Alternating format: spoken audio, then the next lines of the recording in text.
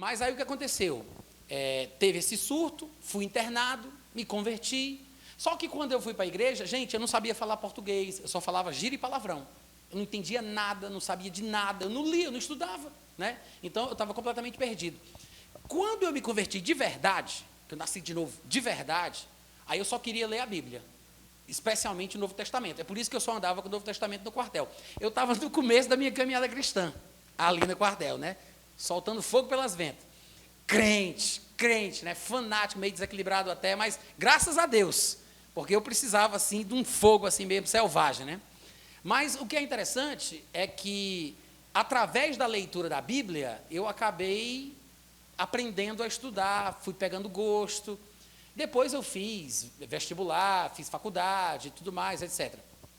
E peguei gosto pela aprendizagem, né? Estudando coisas. Eu tenho formação técnica em programação de computadores, trabalhei como programador de computador, na época eu ainda fiz um sistema para a Fundação Nacional de Saúde, falo inglês relativamente bem, né? Estou estudando alguns outros idiomas por conta própria, terminei meu bacharelado de teologia, pretendo continuar aprendendo. Eu peguei gosto na aprendizagem, mas porque eu tinha convicção de que eu era burro, de que eu não sabia de nada.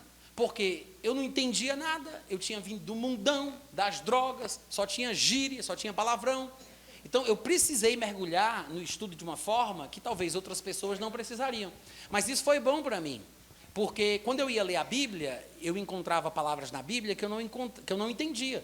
Chocarrice, parvoíce, admoestar, e outras coisas assim que eu não sabia o que significava. Aí eu ia para o dicionário para poder entender o que estava escrito. Aí no dicionário tinha lá a palavra, aí tinha no verbete SUBJ, ADJ, e eu não sabia o que era o ADJ, o que era o SUBJ, aí eu ia para o começo do dicionário e dizia SUBJ, substantivo. Mas eu não sabia o que era substantivo.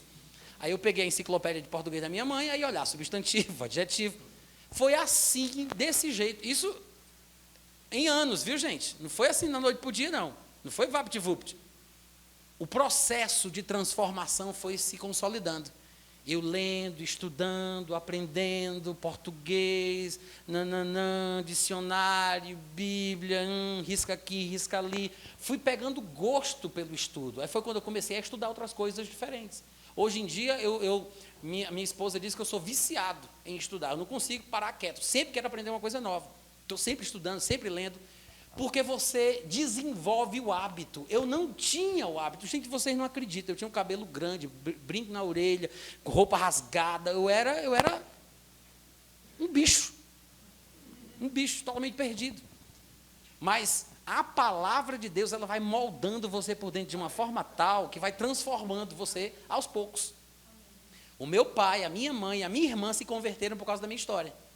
O meu pai, eu preguei o evangelho para ele. Meu pai bebia, era alcoólatra, mas eu pregava o evangelho para ele. Com amizade, com camaradagem, sem pegar no pé dele, sem ficar, sabe, fazendo confusão, pedir a benção dele, mesmo ele sendo alcoólatra.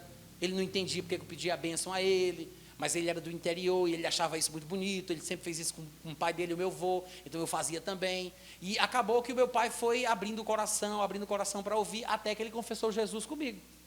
Meu pai recebeu Jesus comigo. Pediu para eu orar por ele, para ele ser liberto do alcoolismo. Ele pediu para mim. E meu pai me viu, desde criancinha, desde quando eu nasci, entrando nas drogas, fumando maconha, cheirando cola, ficando louco, sendo internado. Meu pai viu tudo. A dor no coração de um pai de ver um filho passar por isso é muito grande, gente. Quem é pai sabe, quem é mãe sabe. Né? Você vê aquele seu filho que você tanto amou, que você cuidou, que você brincou, se transformando num monstro, e meu pai não sabia o que fazer. E aí, quando eu me converti, que eu me tornei um homem, como ele achava, né? Meu filho agora é um homem. Então, ele abriu o coração para mim, para ouvir a pregação do evangelho. Mas se eu fosse aqueles crentes metidos a besta, porque a Bíblia diz, não te assentarás na roda dos escarnecedores, aí eu não vou sentar na mesa com meu pai, porque meu pai bebe, então não vou sentar na roda dos escarnecedores. Tenha vergonha na cara, é o seu pai. Quando a Bíblia diz que nós não devemos nos assentar na roda dos escarnecedores, não está dizendo que eu não posso me sentar na mesa onde meu pai está bebendo cachaça. O que ele quer dizer é que eu não devo compactuar. Sentar na roda é participar das ideias, ter as mesmas intenções, compactuar com aquele pensamento carnal, escarnecedor da verdade de Deus. Não significa participar de festas mundanas. Jesus Cristo era mal falado por causa disso, era amigo de prostituta, era amigo de publicano, ia para dentro da casa do povo que não presta para comer. Por quê? Porque ele não se preocupava com a sua reputação, ele se preocupava com a vida das pessoas. Irmãos, pensem nisso. Alguém vai dizer assim, mas essa pessoa não merece. Se merecesse, não era misericórdia. Não tem como você ter misericórdia de uma pessoa que merece. Você só pode ter misericórdia de quem não merece. Porque se merece, não é misericórdia. Então, esse amor que você demonstra pelos menos favorecidos, mesmo que sejam da sua família, essa forma de viver o cristianismo, né, falando sobre os desafios que a gente enfrenta como cristão nesse mundo moderno, é a melhor forma que você tem de evangelizar, sabia? Para ganhar aquele marido que não é crente, para ganhar aquele pai que não é crente, o irmão que não é crente. Para de querer bater boca no campo das ideias, porque por mais que você seja eloquente, tenha uma boa retórica, e você tenha feito curso de oratória, e saiba que o povo é sinestésico, auditivo e visual, não importa, o que vai ganhar o coração desse povo é o seu amor. Às vezes você fala mais quando não diz nada. Você fala mais quando você não diz nada. Porque o importante não é você estar correto, não é você ter as respostas na ponta da língua, é você demonstrar o tipo de pessoa que você se tornou. Eu testemunhava para o meu pai só vivendo com ele. Meu pai tinha saído de casa, quando a gente ainda era muito pequeno, ele morava na casa de outra mulher. Quando eu me converti, eu ia para a casa do meu pai, final de semana sim, final de semana não, final de semana sim, final de semana não. E o meu pai trabalhava com uma mercearia onde ele tinha bebida alcoólica. E o meu pai era alcoólatra. Meu pai era viciado, meu pai morreu de cirrose, para você ter uma ideia, né? Então, meu pai bebia desde criancinha. E eu ia lá, sentava no bar do meu pai bebendo cachaça, meu pai bebendo, servindo lá, e eu sentado com ele. Quase todo final de semana eu estava lá com meu pai. E não era para ficar pregando a palavra de Deus, para ficar esfregando a Bíblia na cara dele, não. Era só para mostrar para ele que eu amava e eu queria estar perto dele sempre que eu pudesse. Quando eu comecei a trabalhar, eu comecei a dar dinheiro para meu pai. Meu pai chorava porque eu dava dinheiro para ele. E eu nem tinha esse dinheiro todo, mas eu sempre tive esse coração generoso de querer abençoar, e eu gostava de fazer isso com meu pai. E eu chegava para meu pai e dava o dinheiro para ele. E ele chorava e se emocionava. E eu sempre fazendo, nunca briguei, discuti, nunca chamei meu pai de raparigueiro, de cachaceiro, de filho do diabo, de endemoniado. Por todos os problemas que meu pai tivesse, por todas as coisas que meu pai passou, ele era o meu pai.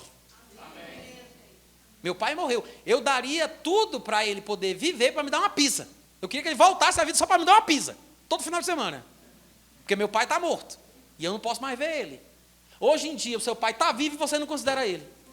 Muita gente despreza o pai, briga com o pai, sai de casa, xinga o pai. Principalmente os mais novos, que ainda não têm maturidade para entender o que significa. Não tem maturidade. E eu fico pensando, meu Deus, quanta ingenuidade, quanta infantilidade. Essa briga não vai levar a nada, bater boca, discutir, muito menos por causa de Jesus, muito menos. Nem Jesus fez questão de brigar em todas as ocasiões. Nem sempre ele brigou. Às vezes, dependendo do contexto, com quem ele estivesse falando, ele era macho o suficiente para chamar o povo de filho do diabo. Ele fazia isso. Mas, gente, há contextos e contextos. E nós precisamos ter sabedoria para saber como lidar com cada um deles. Você fala muito mais para a sua família com a sua vida do que com aquilo que você diz. Tem um ditado popular que diz assim: o seu comportamento está gritando tão alto que eu não consigo ouvir aquilo que você diz. O comportamento grita tão alto. Então, tenha misericórdia, tenha compaixão, tenha paciência, mas não abra mão das suas convicções. Mas saiba como dar o seu testemunho. Amém? Na história de Nabucodonosor, Sadraque, Mesaque e Abednego estavam prontos para morrer, não era para matar. Ele disse, não, a gente não vai se curvar por causa das nossas convicções, mas se Deus quiser livrar a gente, é com Ele. A nossa parte é morrer. É isso que nos falta, essa convicção, a ponto de entregar a vida pelo Evangelho, pela fé, pelo cristianismo. Até Nabucodonosor reconheceu a convicção para a morte deles. Eles não estavam crendo para um milagre. Não era uma campanha em cima do sal grosso, com os 329 apóstolos de Deus. Não era. Eles estavam crendo para morrer. Eles estavam prontos para morrer. Nabucodonosor falou em Daniel 3:28, dizendo o seguinte: bendito seja o Deus de Sadraque, Mesaque e Abednego, que enviou o seu anjo e livrou os seus servos, que confiaram nele, pois não quiseram cumprir a palavra do rei. Não obedeceram, não se curvaram, não quiseram cumprir a palavra do rei. E o Nabucodonosor ainda fala, preferindo entregar o seu corpo, ou seja, preferindo se entregar à morte, sofrer a pena, a servirem e adorarem a qualquer outro Deus, senão ao seu Deus. Amém, gente? Amém. É fácil isso? Não é. Mas deveria ser o nosso alvo como cristãos. Deveríamos ter um cristianismo forte o suficiente para que nós pudéssemos aprender a perdoar quem nos fere. Quando Jesus disse, alguém bater na tua face, oferece a outra, não foi assim que ele disse? Falou sobre apanhar e oferecer a outra face. Eu acho que Jesus não estava falando sobre espancamento físico de verdade, porque em muitas ocasiões o povo tentava apedrejá-lo, jogá-lo de cima do penhasco, tentavam assassiná-lo, e ele saía de fininho por entre a multidão, porque ainda não era chegada a sua hora, né? Até Paulo entrou dentro do cesto e o povo desceu ele para ele fugir. Então, se eles podiam correr, por que eu não posso correr também em nome de Jesus? Posso fugir, posso praticar a palavra, né? Então, provavelmente, ele não fala sobre questões de espancamento físico. Não, pelo amor de Deus, não me dê só um tapa, não, vem acabar, tá do outro lado, porque eu sou crente. Não é isso que Jesus queria dizer, mas, provavelmente, ele quis dizer o seguinte, se alguém te ferir, você tem que ser crente de uma forma tal que você perdoa, dando à pessoa a oportunidade de ferir uma segunda vez do mesmo jeito. É fácil? Não é fácil. Ah, Natan, mas se eu soubesse que era assim, eu não tinha nem me convertido para a lei dos crentes. Ainda tem tempo, vá-se embora, vire macumbeiro. Faça alguma coisa com a sua vida. Mas, se você está disposto a crescer no Senhor, cadê os crentes que estavam aqui? Se você está disposto a sofrer no Senhor, porque eu sei que tem gente que pensa que não é bíblico sofrer, né? Mas tem um sofrimento bíblico necessário para o cristão, sabia, gente?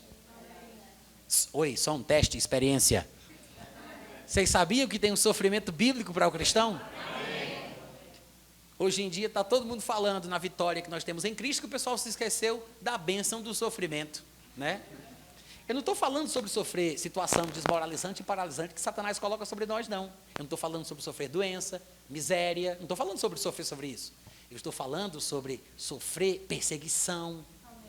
Porque todo aquele que quer viver piedosamente em Cristo Jesus, sofrerá perseguição. Você tem que ser considerado digno de sofrer afrontas pelo nome do Senhor Jesus. Assim como Pedro e João, que foram presos, açoitados, se acharam dignos. Se acharam dignos não. Se alegraram por terem sido considerados dignos de sofrerem por causa do nome de Jesus. Então existe o sofrimento da perseguição. Mas não só isso. A Bíblia também fala sobre sofrer a tentação. É um sofrimento bíblico. Bem-aventurado o varão que sofre a tentação. O que significa isso? Ceder à tentação me dá prazer. Resistir à tentação me faz sofrer. Existe sofrimento na tentação que não é cedida. Quando eu não cedo à tentação, eu sofro, porque a minha carne quer. Eu gostaria, eu queria. A tentação é uma coisa que eu gosto, gente. Eu não sou tentado com aquilo que você é. Porque aquilo que você gosta, talvez não seja o que eu goste. Aquilo que você quer, talvez não seja o que eu quero. A tentação é uma coisa que nós, carnalmente falando, gostaríamos de fazer. O que é uma tentação para mim, pode não ser uma tentação para ti. O que é uma tentação para ti, pode não ser uma tentação para mim. Porque o que é ser tentado é ser atraído e engodado pela sua própria concupiscência. Não é pela concupiscência do cônjuge, do amigo, do inimigo. É pela sua própria. Ou seja, concupiscência é desejo, cobiça, vontade. Cada um de nós é tentado quando é atraído e engodado pela própria vontade, pelos próprios desejos. Então, quando a pessoa é tentada, ela sofre quando ela não cede. A Bíblia diz, naquilo que Jesus sofreu, tendo sido tentado, é poderoso para socorrer os que são tentados. Ou seja, naquilo que ele sofreu ao ser tentado. Por quê? Porque há sofrimento na tentação. Bem-aventurado o varão que sofre. Oh, glória! A igreja não glorifica quando o pregador não prega direito, né? Amém, irmãos? Amém. Existe uma bênção no sofrimento. Sofrer a tentação, sofrer perseguição, sofrer a perda de certas coisas que me traziam regalias, como aconteceu com Paulo, nascido em berço de ouro, dentro da cultura e do contexto judaico, berço de ouro, circuncidado ao 8º dia, da tribo de Benjamim, um dos patriarcas mais queridos, segundo a lei fariseu, mais rígido que tinha, conforme o zelo perseguidor da igreja, tudo era a seu favor dentro do judaísmo, mas ele disse, eu considerei como perda, sofri a perda de todas as coisas. Ele disse que fez isso para que pudesse conhecer a Cristo, ser participante com Ele nos seus sofrimentos. Por isso que Jesus disse, quem perder, deixar casa, pai, mãe, terra, por amor de mim e do Evangelho. Porque há um sofrimento em você abrir mão de certas coisas por causa do cristianismo. Não pense que a vida cristã é só triunfo e vitória, não, gente. Tem sofrimento, tem dor, tem tristeza. Tem momento para o crente ficar triste. Diga isso 3 vezes bem rápido. Tem momento para o crente ficar triste. Amém, gente? Amém. Eu sei que parece que não, mas se você começar a observar com detalhes, você vai ver. Eu tenho um livro ali, que é Libertação da Imoralidade Sexual, onde eu falo exaustivamente sobre a bênção do sofrimento, da tristeza no contexto correto. Porque a Bíblia diz que, quando nós estivermos numa situação de pecado, por exemplo, compulsivo, nós temos que nos arrepender, chorar, tirar o riso da cara, se humilhar diante de Deus. A Bíblia fala isso. Lá em 2 Coríntios capítulo 7, do versículo 7 ao 10, Paulo ele diz, eu dou graças a Deus que vocês ficaram tristes com a carta que eu mandei para vocês, porque a tristeza que vem de Deus produz o arrependimento para a vida. Amém. Então veja que existe uma tristeza benéfica.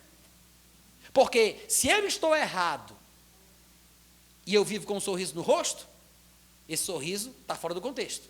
É por isso que ele disse, tira o sorriso do rosto, afligi-vos, lamentai, chorai. É Tiago falando lá em Tiago capítulo 4, versículo 7. Afligi-vos, lamentai e chorai. Transforme-se o vosso riso em pranto. Humilhai-vos debaixo da potente mão de Deus, porque Ele vos exaltará a seu tempo. Então, tem contexto para tudo, gente. Quantos estão entendendo? Amém. Então, tem um sofrimento bíblico? Tem um sofrimento bíblico. E às vezes é por falta desta disposição para sofrer que a gente está perdendo o testemunho. Ou seja, a gente não está preparado para sofrer a perseguição do chefe, para sofrer a perseguição dos parentes, para sofrer a perseguição dos conhecidos. Às vezes, você tem que simplesmente sofrer. Não tem que disputar, discutir, ganhar. Às vezes, você só precisa sofrer para o seu próprio bem e para testemunho dos seus opressores, dos seus opositores, dos seus perseguidores. Quantos estão entendendo? Amém. A Bíblia diz, eu sei que pode parecer uma coisa muito absurda isso que eu estou falando aqui, eu quero apenas relembrar que vocês não entraram na igreja errada, amém. Tá? Vocês estão no lugar certo. E eu quero dizer que isso é bíblico. Se você conferir lá em 1 Pedro, por exemplo, no capítulo 3, se eu não estiver enganado, 1 Pedro, tenho quase certeza que é no capítulo 3. Deixa eu conferir. Não, é no capítulo 2, na verdade.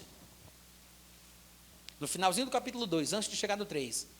Ele vem falando muita coisa aqui nessa epístola, e vale lembrar que a primeira epístola de Pedro, no meu ponto de vista, olha para mim, eu não estou lendo porque vocês estão lendo sem mim. Olha essa covardia, gente. Vamos ler todo mundo junto. Olha para cá. A primeira epístola de Pedro, presta atenção, a primeira epístola de Pedro, não baixa a cabeça, a primeira epístola de Pedro é a epístola do sofrimento.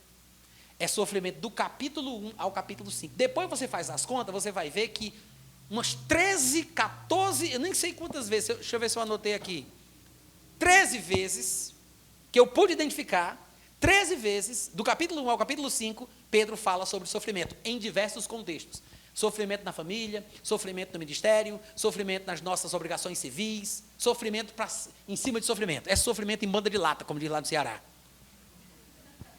A primeira epístola de Pedro é a epístola dos sofrimentos. Então, eu aconselho os irmãos, né, como dever de casa, é o para casa de vocês, tá? Leia 1 Pedro com calma. Preste atenção nas coisas que ele diz, do capítulo 1 ao capítulo 5. sobre sofrimento. Vá grifando toda vida que ele falar sobre aflição, tribulação, sofrimento e quais são os benefícios que tais aflições e sofrimentos podem trazer para a gente. Observe sempre que ele vai fazer um paralelo entre o sofrimento e a glória. Quase o tempo inteiro ele vai estar falando, mas se você sofrer, a glória de Cristo repousa sobre vós. Mas se você sofrer, é porque a glória... Sempre ele faz uma dobradinha. Tem sofrimento? Então tem glória. Tem sofrimento? Vai vir glória. Amém. É o tempo inteiro assim. E quando chega aqui, que eu considero o ápice, né, o clímax da questão do sofrimento na epístola, nesse finalzinho do capítulo 2, ele vem dizendo no versículo 18 do capítulo 2, servos sejam submissos com todo o temor ao vosso Senhor, não somente ao que for bom e cordato, mas também ao Senhor que é perverso. Gente, ele está falando para a gente ser submisso a um patrão. Patrão é o mais perto que a gente tem aqui de senhor, né? As relações de senhorio, escravatura, hoje em dia são diferentes daquela época. Mas ele fala para a gente ser submisso como crente, por causa do testemunho que a gente tem que dar ao Senhor, ou patrão, que é perverso. Hein?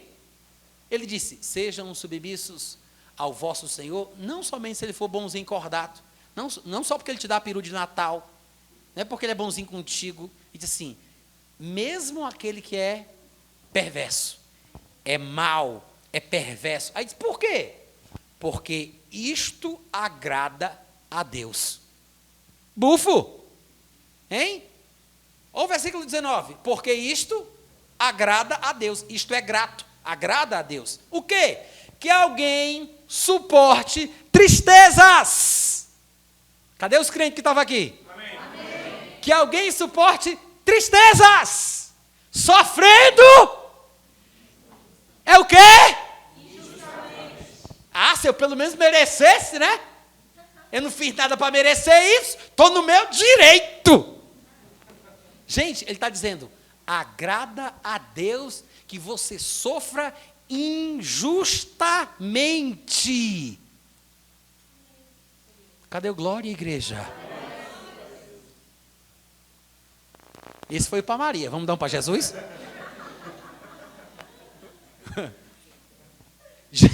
Gente, ele diz, agrada a Deus que alguém suporte tristeza. Sabe o que é suportar tristeza? Não é ficar igual uma chaleira apitando para tudo que é lado, não. Eu estou aguentando. Isso não aguenta não, meu irmão. Isso não é suportar tristeza não, viu? Você está quase dando uma facada em alguém. Suportar tristeza é você engolir calado. Eita! Hein? Engolir calado. Suportar a tristeza, sofrendo injustamente, hein? Sofrendo injustamente. Por motivo de quê? Só da consciência. Ou seja, não tem plateia, não tem like, não tem seguidor, não tem curtida. É por motivo da sua consciência. E não vá fazer uma postagem dizendo que está sofrendo na consciência, não. Entendeu? Não vá lá no post dizer, eu estou aqui falando que eu não estou nem aí para essas coisas que o povo posta na internet, porque isso não me interessa, estou postando isso para mostrar que o que me interessa é a minha comunhão com Deus. Não tem sentido. É para sofrer injustamente, suportando a tristeza por motivo da sua consciência para com Deus. E lembra que Deus é aquele que vê no secreto. Ninguém vê. É aí que eu quero ver como é que o crente fica. Porque a maioria das vezes a gente gosta de plateia, né? A gente quer que o povo veja a coisa. Só que aqui é aquela coisa que ninguém vê, porque o homem vê a aparência, mas Deus vê o coração. A recompensa, a bênção que vai chegar, porque eu estou falando aqui sobre a bênção do sofrimento, e você vai entender daqui a pouco, a bênção que vai chegar depende dessa parte invisível. Da atitude correta, dessa consciência para com Deus. Aí ele fala, porque que glória há se a pessoa peca, faz o que não deve, e é esbofeteada por causa do pecado que ela cometeu, e aí ela suporta com paciência. Meu filho, você errou, aguente as consequências. Não tem glória nenhuma nisso. Você pecou, sofreu dano, e agora você está aguentando mais do que a sua obrigação. Agora, isso é argumento bíblico, viu? Não fui eu que disse isso, não. Infelizmente, Pedro falou antes de mim. Ele disse, agora, Se, entretanto, quando praticais o bem, você só faz o que é certo, você não faz nada de errado, criatura. Mas você é igualmente afligido. Igualmente como? Esbofeteado. Foi isso que ele disse. Que glória há se pecando sois esbofeteados por isso. Mas, não, você não pecou, você só faz o que é certo, mas você é igualmente, ou seja, você é esbofeteado porque você só faz o que é certo. E aí, como é que fica o juízo do crente numa hora dessa, hein? Começa a marchar? Ei, varão! Ei, varão! Deus pesa a tua mão! Eita! Já quer matar logo o irmão, né? Já vai pedir Deus para pesar a mão, já vai jogar uma praga, em nome de Jesus, morra! Tem? Vocês estão rindo assim para disfarçar. Mas o crente ferido é um perigo. Ora para Deus e para o diabo, ele quer que resolva. Perde o testemunho. Sabia disso? É verdade ou não é?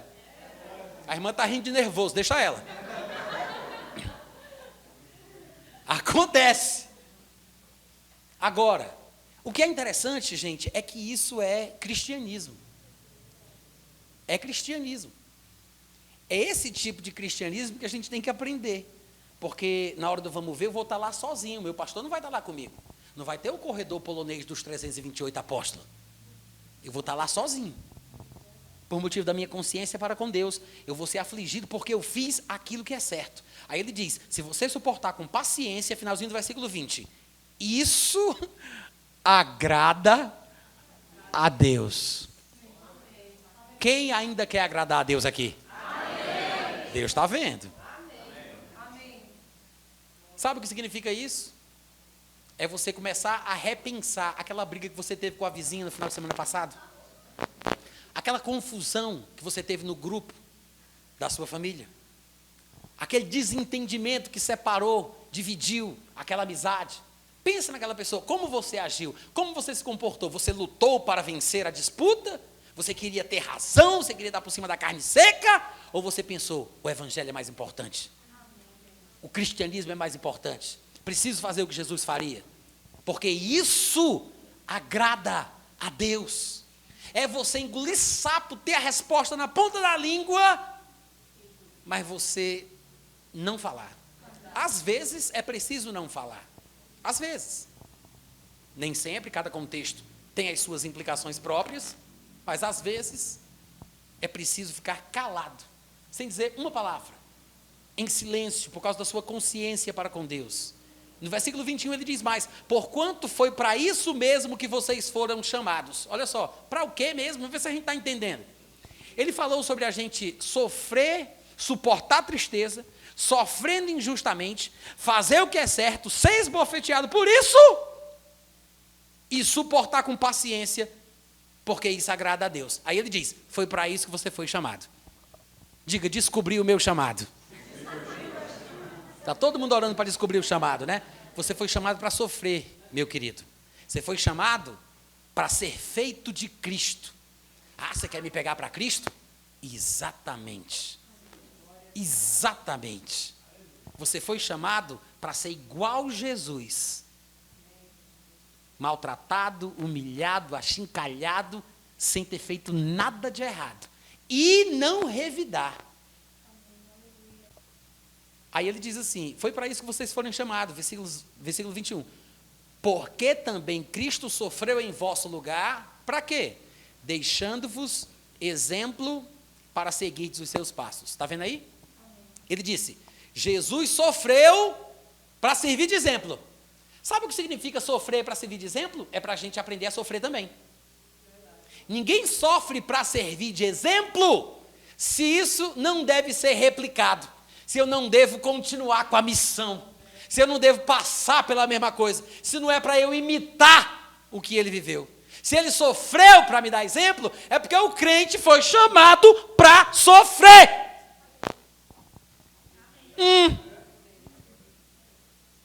Aleluia. Diga amém ou ai de mim. Amém. Porque é verdade de qualquer maneira. Às vezes a gente não ouve pregação desse jeito e a gente fica mal acostumado, né? A gente fica mal acostumado. Ué, isso é o evangelho? Que diabo é isso? Tem nada a ver com o diabo, que é Deus purinho na terra. É da vontade de Deus que o crente sofra. Sabe por que muitos casamentos estão se desfazendo? Porque talvez essas pessoas, esse casal, nunca tenham ouvido uma pregação sobre a importância do sofrimento. Não estava disposto a sofrer, não estava disposto a engolir sapo, não estava disposto a baixar a cabeça, mesmo estando certo. Suportar a tristeza, sofrer injustamente, só por motivo da sua consciência para com Deus. Nunca ouvi uma pregação como essa. Só quer saber de vitória, de glória, e não sei o quê, não sei o quê. Aí quando é desapontado, quando pisa no calo dele, o que é que ele faz? Chuta o pau da barraca, alguma coisa errada está acontecendo, isso não é de Deus. Aí se separa, para de falar com os amigos, sai da igreja, divide a igreja, racha a igreja. É assim. Por quê? Porque o pessoal não está disposto a sofrer. O sofrimento é uma benção. Deus te abençoe, querida. Existe uma bênção no sofrimento, gente. Aí você vai me dizer assim, mas por quê? Porque a maior característica do cristão, que é o amor, é sofredor. O amor é sofredor. O amor sofre. Você quer saber se uma pessoa ama de verdade? Veja o quanto ela está disposta a sofrer injustamente. Isso é amor. Amor não é sentir um arrepio subindo pelas costas. Amor é entregar a vida. É você sacrificar a sua vida pelos seus irmãos, pelos inimigos, pelas pessoas, pelos outros. É você pensar mais nos outros do que em você mesmo. Jesus disse que esta seria a característica número 1 pela qual as pessoas saberiam que nós éramos discípulos de Jesus. Sabe o que significa isso? Para Jesus dizer, o povo saberá que vocês são meus discípulos se tiverdes amor uns pelos outros. Para Jesus dizer isso é porque, em primeiro lugar, Jesus ensinava a amar. Porque como é que o aluno dele vai mostrar que é aluno porque ama, se Jesus não ensina a amar? Então Jesus ensinava a amar. O que quer dizer que amor é uma coisa que se aprende. É possível ensinar e é possível aprender. Amém, gente? Amém. Então nós precisamos aprender a amar. É assim que nós temos que fazer, aprender a amar. E nós temos que lembrar que amar é sofrer. Repete comigo. Mais uma vez. Amar é sofrer. Fecha os olhos agora, pensa no teu sofrimento, vai, fala. Amar é sofrer. Pronto, é isso aí. Agora, quando você estiver sofrendo injustamente, suportando tristeza por motivo da sua consciência para com Deus, faça o que Jesus fez. Não pragueje, não murmure, não xingue a pessoa. Não tente revidar. Você tem que fazer a coisa de acordo com as regras. Ninguém vai ser coroado se não lutar segundo as regras. É o que a Bíblia diz. Então, quais são as regras? Ele diz, versículo 21. Jesus deu o exemplo, sofrendo em vosso lugar, deixando-vos o exemplo para seguirdes os seus passos. Ele nunca cometeu pecado, nunca fez nada de errado. Nem dolo algum se achou em sua boca. Mas quando ele era ultrajado, ele não revidava com ultraje. Quando ele era maltratado, ele não fazia ameaças. O que é que ele fazia então? Se entregava àquele que julga retamente. Agora, tem que ter muita espiritualidade para conseguir fazer isso aqui. Tem que ter. Por quê? Porque é uma vida sem holofotes. É vida sem curtida, sem like, sem seguida. É uma vida diferente do que a gente está acostumado a ver. Hoje em dia, o cristianismo que a gente ouve falar não apela para esse tipo de vida, tipo de comportamento. Porque ele está falando aqui sobre você aguentar, sofrer, caladinho, só Deus sabendo que você está certo, hein? Pensa aí. É por isso que eu digo, eu vou falar uma coisa que eu não devia falar, mas eu vou falar. Não vou falar não. Eu vou, estou só brincando. Eu me lembro desses casais famosos, né, casal gospel, que quando brigam, quando discutem, vão para a internet para se justificar, para mostrar que o outro é que não presta, para mostrar que o outro é que está errado, para que ele consiga o apoio dos fãs, dos seguidores, da plateia, da multidão evangélica. E essas pessoas se justificam enquanto atacam outras pessoas. E eu me pergunto, gente, que exemplo é esse que nós estamos dando de cristianismo? Porque Cristo é aquele que morre para dar vida, e não aquele que mata para viver. Mas tem muita gente fazendo isso, matando a reputação dos outros para que ele possa ter uma sobrevida. Porque naquela relação que se desgastou, eu tenho que mostrar que eu estava certo. Aí eu faço um textão, um post enorme para explicar o porquê eu tenho razão em fazer o que eu estou fazendo. Perdeu a razão no momento que você tirou isso do privado e passou para o público. Perdeu a razão. Eu me lembro que na Bíblia fala que José, o pai de Jesus, estava aliançado com Maria. Noivo. Na nossa cultura, o mais perto disso é noivo. Desposou com Maria. Tinha um compromisso. Só que a mulher apareceu grávida. Gente, a mulher estava grávida. O que foi que José pensou? Ele disse, essa mulher me traiu. Ela vai bem dizer que foi o Espírito Santo? Ele tinha certeza que ela tinha traído ele. Ele tinha certeza. A Bíblia diz que José estava considerando a possibilidade de deixá-la. Está escrito isso. O negócio foi tão sério que Deus precisou mandar um anjo para falar com o homem. Um anjo. A Bíblia diz que José ia deixá-la secretamente porque era um homem justo. Presta atenção, às vezes a gente não consegue entender a profundidade do negócio porque a gente não para pensar. José tinha certeza que ela tinha traído ele.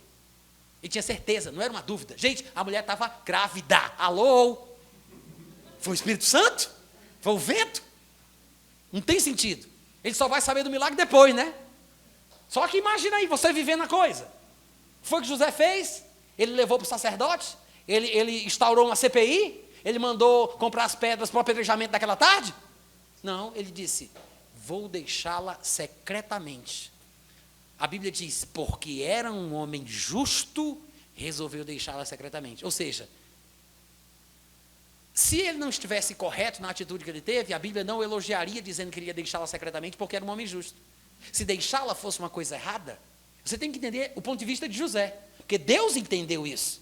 Para José, que não tinha revelação até o momento, ele tinha sido traído. Só que José, sabendo, não é pensando, sabendo que tinha sido traído, a mulher estava grávida. É porque às vezes a gente olha a história de trás para frente, né? Ah, mas foi o Espírito Santo. Não, mas foi o Espírito Santo. Gente, isso aí só vem depois. Essa parte só vem depois. Ele sabia que ela estava grávida. A mulher estava barriguda. Ele sabia que ela estava grávida. O que foi que ele fez? Ele disse, eu não quero trazer problema para ela, não quero prejudicar, eu sei que ela me traiu, mas eu poderia até reclamar de acordo lá com a lei, tem aquele negócio do apedrejamento aí, mas eu vou sair de fininho, vou deixar ela em paz, que ela viva a sua vida, eu vou viver a minha. A Bíblia diz, porque era um homem justo, ele ia deixá-la secretamente. Cadê essa atitude dos crentes de hoje em dia? A primeira coisa que a pessoa faz é, estou aqui nessa tarde para postar uma coisa que me incomodou muito. Primeira coisa. Primeira coisa. É ou não é? Tornar público. Acabar com as pessoas. Eu não estou falando sobre você desabafar, não. Se quiser desabafar, desabafe, né? Não tem problema nenhum. Agora, fale da sua vida, se você quiser falar, com moderação. Se é uma terapia para você, faça. Se você não puder usar um diário, se você for compulsivo pela publicação na internet, fica à vontade. Quem fala o que quer vai ouvir aquilo que não quer. Né? Eu sei que existem casos e casos. Às vezes, nós ajudamos as pessoas com aquilo que nós contamos. Mas eu estou falando dos extremos, dos maus testemunhos, das coisas feias que a gente já viu, de casais evangélicos brigando em público, um acusando o outro, um se defendendo, se exaltando, se justificando, diferente do que a Bíblia ensina. Suportar a tristeza. Eu duvido, uma igreja que é ensinada sobre a importância do sofrimento, um seminário assim, de uma semana, só sobre sofrimento. Né? Para com esse negócio de vou comer o melhor dessa terra. Parou! Vamos falar só sobre sofrimento agora. Eu duvido uma igreja dessa ter inimizade, o pessoal se separar facilmente, porque o pessoal entende que existe um lado prático da vida que envolve essa dor que você está sentindo lá dentro de casa, pelos desentendimentos que você tem com seu marido. Tem um lado bíblico, prático, para esse sofrimento que você está passando, porque Jesus te chamou para tu suportar a tristeza, sofrendo injustamente. Já pensou você viver o evangelho? Hein? Eu estou falando sofrer a tristeza, gente. Amém. Isso é o evangelho. Sofrer, suportar a tristeza, sofrendo injustamente. É o evangelho também, é o cristianismo, mas ninguém quer essa parte, né? O pessoal hoje só quer falar de dinheiro. Quem tem 1.000 vem cá para frente, quem tem 10 vai lá para trás. Contribua com a gente, pode pedir, não quer demais. O pessoal só quer falar de glórias, vitórias, né? Irmãos, presta atenção, presta atenção. Tem tempo para tudo debaixo do sol. Devemos falar sobre tudo. Tem lugar para isso. Mas a gente passar a vida inteira falando uma coisa só, não pode, gente. A gente tem que ter uma dieta balanceada. É por isso que o cristianismo de alguns é tão anêmico, tão fraco. As pessoas... É tão fácil as pessoas se entristecerem, entrarem na depressão por causa disso, que a gente tem visto aí as desgraças acontecendo no mundo. O tanto de sofrimento que as pessoas estão experimentando, que não é o sofrimento bíblico. Esse sofrimento bíblico é restaurador. Você sabia que chorar faz bem? Faz bem. Chorar faz bem. Você pode chorar e sair melhor do que você entrou naquele quarto. Chorar não é sinônimo de desgraça, de derrota. Pode começar a sua vitória justamente ali. A Bíblia tem várias passagens onde ela fala que o choro pode durar a noite, mas a alegria vem pela manhã. Mostrando que a tristeza, ela pode fazer parte da vida do crente, mas existe uma luz no final desse túnel. Amém, amém, irmãos? Agora, se você estiver passando por um momento difícil, num relacionamento conjugal, no trabalho, né, um chefe, um perseguidor, uma vizinha, um parente, uma coisa ruim, uma pedra no seu sapato, se você aprender esse princípio do cristianismo bíblico, real, que envolve o sofrimento, talvez você, além de crescer espiritualmente, você ainda deixe uma referência para todo mundo saber o que é que um crente, como é que um crente é. Porque o maior testemunho que você pode dar é o testemunho da sua vida. Isso quer dizer que mesmo quando você erra, se você reconhece o seu erro, é uma forma de você acertar. Entendeu o que eu falei? Mesmo quando você erra, se você reconhece o seu erro, é uma forma de você acertar, né? Corrigir aquilo que você fez. Isso serve de testemunho, porque o povo do mundo normalmente não é assim. E o que a gente tem que fazer é tentar vencer essa nossa natureza terrena, carnal, individualista, egoísta, né? Que só pensa em si. E Jesus Cristo, que é o nosso exemplo, quando era ultrajado não revidava com traje, quando maltratado não fazia ameaças, entregava-se àquele que julga retamente. E tem mais. No versículo 24 diz que ele carregou em seu corpo sobre o madeiro os nossos pecados, para que nós, mortos aos pecados, vivamos para a justiça. Aí depois ele fala tudo isso, quando chega no versículo 8, do capítulo 3, lá na frente, ele diz: finalmente, sede todos de igual ânimo, compadecidos, ter compaixão por alguém. Ser compadecido é isso. Sejam compadecidos, fraternalmente amigos, misericordiosos, tenham misericórdia das pessoas. Sabe quando é que você tem misericórdia? Quando a pessoa não merece. Não é quando ela merece. Ah, não, ela merece, porque também... Não, é quando ela não merece. Porque se for por merecimento, não é misericórdia. Misericórdia é para quem não merece. Sejam misericordiosos, humildes, não pagando mal pelo mal que foi feito. Não paguem mal por mal. E ele diz, nem injúria por injúria. Antes, em vez disso, o que eu vou fazer? O contrário. Ora, o que é o contrário? Se alguém falou mal, se alguém injuriou, se alguém amaldiçoou, se alguém xingou, o que é que ele vai fazer? Ele vai abençoar, bendizer, falar bem. Um falou mal, você fala bem. Um amaldiçoou, você vai abençoar. Ele maldisse, você bendiz. É isso aqui. Ele diz, antes, faça o contrário. Bendiga. Eu não estou dizendo que é fácil, eu estou dizendo que é obrigatório. Não é fácil, é obrigatório. Ele diz, não pague o mal por mal, não pague a injúria pela injúria, pelo contrário, faça o bem, abençoe, fale bem, bendiga, pois para isto mesmo fostes chamados. Mais uma vez ele diz isso, né? Pois para isto mesmo fostes chamados, a fim de que vocês consigam receber a bênção por herança. Amém. Todo mundo quer a bênção, mas não percebe que para ter a bênção precisa do sofrimento. A fim de receber a bênção, o que é que eu vou fazer? Eu vou ser maltratado, eu vou ser amaldiçoado, eu vou ser injuriado. E, para receber a bênção, ao ser maltratado, perseguido, injuriado, eu não vou pagar o mal com o mal. Eu não vou pagar a injúria com a injúria. Eu não vou pagar na mesma moeda. Eu só recebo a bênção se eu me comportar como Cristo. Se eu suportar a tristeza, se eu sofrer injustamente, por motivo da minha consciência para com Deus. Eu faço aquilo que é certo, sou esbofeteado, e eu não ameaço, não ataco, não revido. Gente, isso também é Bíblia. Isso também é cristianismo. Às vezes, nós precisamos mais de uma palavra como essa do que qualquer outra coisa. Não tem profecia no mundo que resolva um problema no seu casamento. Mas você praticar isso aqui, resolve da noite para o dia. Porque quando um não quer, dois não brigam. Nunca vi um ditado tão certo como esse. Você pode repetir comigo? Pode ter assassinato, briga não tem. É ou não é? Eu sei que vocês não entenderam. Eu vou explicar. Briga é o quebra-pau de duas pessoas se atacando para se matar. Assassinato é uma pessoa sendo espancada e morrendo enquanto a outra bate.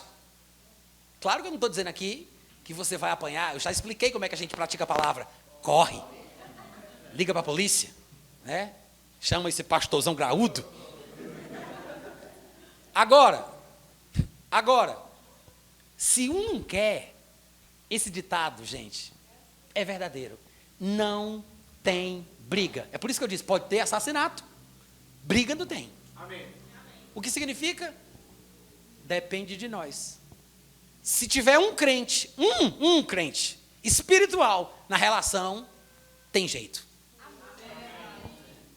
Esse é o problema. É que a gente não acredita no potencial que está em nós. Nós sempre esperamos que a outra pessoa mude. Mas você, que é o crente, pode trazer a solução. Você. Você não precisa pedir a Deus para o outro mudar. Mude você, criatura. Mude você. Simples assim. É uma coisa simples. Mas funciona. Quando você vai ler, e meu tempo já está esgotando, eu esqueci de colocar aqui a minha coleira, mas eu estou vendo aqui que já estamos em 49 minutos na gravação. Então, quando a gente vai ler os textos de Paulo falando sobre questões do casamento, gente, é tão interessante, eu fico pensando, onde é que esses pregadores, não todos, claro, não quero generalizar, toda generalização é perigosa, inclusive essa, mas eu fico pensando, de onde é que esse pessoal tira essas histórias, esses ensinamentos, essa retórica? Porque quando Paulo vai falar sobre o casamento, e o texto de casamento no Novo Testamento é 1 Coríntios capítulo 7, para quem não sabe, é lá que ele fala sobre tudo, sobre masturbação, sobre divórcio, novo casamento, separação, jejum sexual, ele fala de tudo lá. Mas quando você vai para as conferências, para os seminários de casamento, ninguém abre 1 Coríntios 7, ninguém lê um versículo de 1 Coríntios 7. Por que ninguém usa os textos de Paulo? Porque não entendem. Não entendem. Paulo é muito prático, ele é muito objetivo, ele é muito direto. O povo quer o quê? Quer uma coisa mais fantasmagórica, espetaculosa, supostamente mais espiritual. Mas nunca você vai encontrar uma coisa mais espiritual do que a palavra de Deus. Amém. Nunca. O problema é que a nossa expectativa de espiritualidade é fabricada, ela não é natural. Porque se fosse natural, a gente se adequava ao padrão de espiritualidade que a Bíblia contém. O texto de Paulo é espiritual, mas ele é prático, ele é objetivo, ele não tem mimimi, ele não tem frescura, não tem essas palhaçadas de hoje em dia, esses floreios. Ele chega e diz de forma clara e objetiva. Ele diz, se você é crente e está casado com uma mulher que não é crente, se ela consente em viver com você, não deixa a sua mulher. Se você é crente e é casado com um marido que não é crente, e ele consente em viver com você, não deixa o seu marido. Se o que não é crente quiser se apartar, vai com Deus. O amor ainda está aqui. Vai com Deus. É isso que Paulo diz. Se quer se apartar, que se aparte. Aí você diz, ué, Paulo, cadê a campanha de oração? Isso não precisa. Porque se a pessoa não quer ficar com você, De onde é que você sabe, ó marido, se você vai salvar a sua mulher? De onde é que você sabe, ó mulher, se você vai salvar o seu marido? Aí o pessoal disse, esse Paulo é muito carnal. Cadê a fé, meu irmão? Crê no Senhor Jesus, será salvo. Tu em tua casa. Outro versículo mal interpretado, né? Porque se fosse isso mesmo, o que significa, por que Jesus disse, naquele dia, 2 estarão numa cama, um será tomado e outro será deixado. Lembrai-vos da mulher de Ló. Alô? A salvação é individual. A responsabilidade é individual. E Paulo, de forma prática, ele diz, se o incrédulo consente, esse é o segredo, gente. Se ele consente em viver com o que é crente, o crente não pode deixar o incrédulo. Se você é crente, pela sua vida, pelo seu testemunho, você vai salvar o seu cônjuge. É por isso que ele diz, pelo convívio da esposa será santificado o marido. Amém. Pelo convívio, é na convivência, é pelo testemunho. É isso que a gente tem que fazer, testemunhar e viver perto, para que aquilo possa ser a ferramenta que Deus vai usar para converter essa pessoa. Se ele consente em viver com o crente não pode deixar o incrédulo, porque pela convivência, o marido será salvo, será santificado pela convivência. E se o incrédulo quiser se apartar? Aí Paulo diz que se aparte. Tem gente que fica com raiva com um pastor desse, não é não? E se o incrédulo quiser se apartar? Que se aparte. Pastor e a campanha de oração. Cadê a fé? Mas não, ele quer se apartar? Nem Deus pode impedir. Nem Deus pode impedir. Se ele quer se apartar, que se aparte. Aí ele diz, em tais casos, que o incrédulo não quer conviver com o crente, não é quando o crente expulsa o incrédulo de casa não, viu gente? Tem muito crente que é assim, eu não posso me separar porque a Bíblia diz, ele também não me traiu, mas eu vou armar uma arapuca, eu vou contratar uma prostituta para ela ficar do pé dele, para ele me trair, para eu poder me separar. Olha o diabo atuando. Né? Aí tem muito crente que dá aula para Satanás. Aí a Bíblia diz, se o incrédulo se apartar, que se aparte. Em tais casos, olha o que Paulo diz, em tais casos que o incrédulo é intransigente, não quer, não suporta, vai embora. Em tais casos, nem o irmão, nem a irmã estão sujeitos à servidão, porque Deus chamou a gente, foi para viver em paz. Está escrito lá. Amém, gente? Amém. Obrigado pelo carinho, tem livros meus aqui, amanhã a gente continua, tá?